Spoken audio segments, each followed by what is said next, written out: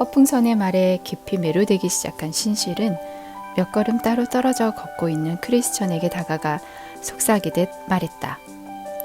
참으로 훌륭한 길벗을 만난 듯합니다. 대단한 순례자가 될 것 같지 않습니까? 얘기를 듣고 난 크리스천은 빙그레 미소 지으며 말했다. 형제님이 깜빡 넘어간 저 친구 정도라면 노련하게 혀를 놀려서 속 모르는 이들 20명쯤은 넉넉하게 구슬릴 수 있을 겁니다. 저희를 아세요? 신실은 눈을 동그랗게 뜨고 물었다. 아느냐고요? 두말하면 잔소리죠. 어쩌면 저 양반 자신보다 더 잘 알걸요? 어서 얘기해보세요. 저 양반은 어떤 인물입니까? 신실이 재촉했다. 크리스천은 설명을 시작했다. 허풍선이라는 친구입니다. 우리랑 같은 지역 출신인데 저 양반을 처음 본다니 놀랐군요. 하긴 우리가 살던 도시가 좀 커야 말이죠. 어느 댁 자제지요? 구체적으로 어느 동네 살았어요? 신실은 연달아 질문을 쏟아냈다. 허달변이라는 자의 아들이고 주저리가에 살고 있어요. 저기 가서 허풍선을 찾으면 삼척동자도 다 알아요. 말은 그럴싸하지만 됨됨이는 아주 형편이 없는 인간이죠. 그렇군요. 아주 점잖은 양반인 줄 알았는데. 신실은 입맛을 다셨다. 크리스천은 쐐기를 박았다. 실체를 모르는 이들로서는 그럴 수밖에 없겠죠. 멀리 떨어진 동네에선 더할 나위 없이 훌륭하게 처신하지만 집 근처에서는 그런 망나니가 없어요. 형제님이 저 친구한테 깊이 감동을 받고 썩 괜찮은 인물로 생각하는 걸 보니까 멀리서 보면 아주 매력적인데 가까이 다가서면 조잡하기 짝이 없었던 어느 화가의 그림이 떠오르는군요. 웃음기가 입가에 가득하시네요. 괜히 하시는 말씀 아닙니까? 도저히 믿어지지 않는다는 듯 신실이 물었다. 크리스천은 펄쩍 뛰며 대답했다. 미소를 지은 건 사실이지만 누굴 헐뜯는 건 하나님이 기뻐하시는 일이 아닙니다. 근거 없이 욕하는 게 아닙니다. 저 친구의 진짜 됨됨이를 알 수 있는 얘기를 하나 더 들려드리죠. 허풍선은 누구와도 동행이 되고 무슨 얘기든지 다 할 수 있는 작자입니다. 지금 형제님에게 했던 말을 주점에서 술을 마시면서 똑같이 하고도 남을 인간이라는 말입니다. 들이키면 들이킬수록 더 말이 많아지겠죠. 마음에도 집에도 대화 속에도 신앙이 깃들 여지는 없습니다. 그저 모든 게 말뿐입니다. 신앙도 쉴 새 없이 주절거릴 때나 입에 올릴 겁니다. 맙소사, 그렇다면 내가 깜빡 속아 넘어간 셈이군요. 신실이 탄식했다. 그렇습니다.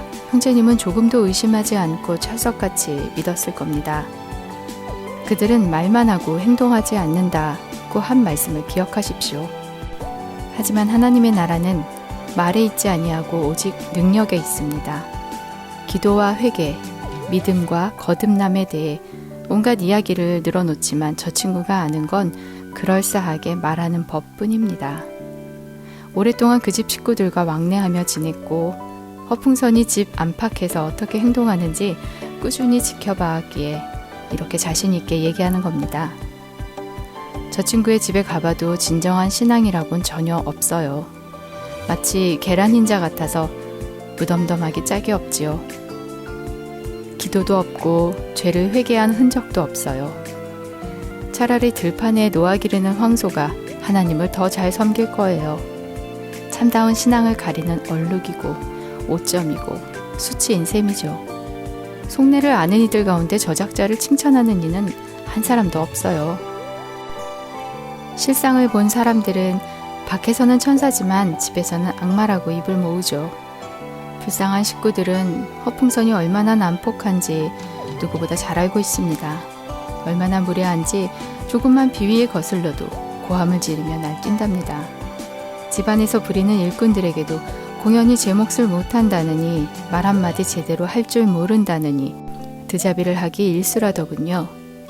다만 얼마라도 돈거래를 해본 사람들은 사기꾼과 동업을 하는 편이 낫다고 혀를 찹니다. 살살 꼬드겨서 재물을 빼나가는 재주라면 허풍선이 협작꾼보다 더 악독하고 흉악범보다 훨씬 뛰어나답니다. 더 끔찍한 점은 이 작자가 자식들을 자기랑 똑같이 키우고 있다는 거예요. 아들, 딸 가운데 누구라도 따뜻한 마음을 품으려는 기색이 보이면 멍청이, 돌대가리라고 부르고 고래고래 욕설을 퍼부으면서 다른 아이들 앞에서 망신을 주곤 하죠. 내가 보기엔 남들에게 딴죽을 걸고 넘어뜨리는데 사악한 삶 전체를 바친 게 아닌가 싶어요. 말씀을 들으니 생각이 달라집니다. 신실히 말했다. 형제님이 저 친구를 알고 있어서가 아닙니다. 형제님이 나쁜 마음을 품고 중상모략을 하거나 험담을 늘어놓을 리가 없으니 내게 주신 경고가 사실이라고 믿을 수밖에요. 크리스천이 다시 입을 열었다. 허풍선을 처음 만났더라면 나도 호감을 가졌을 거예요.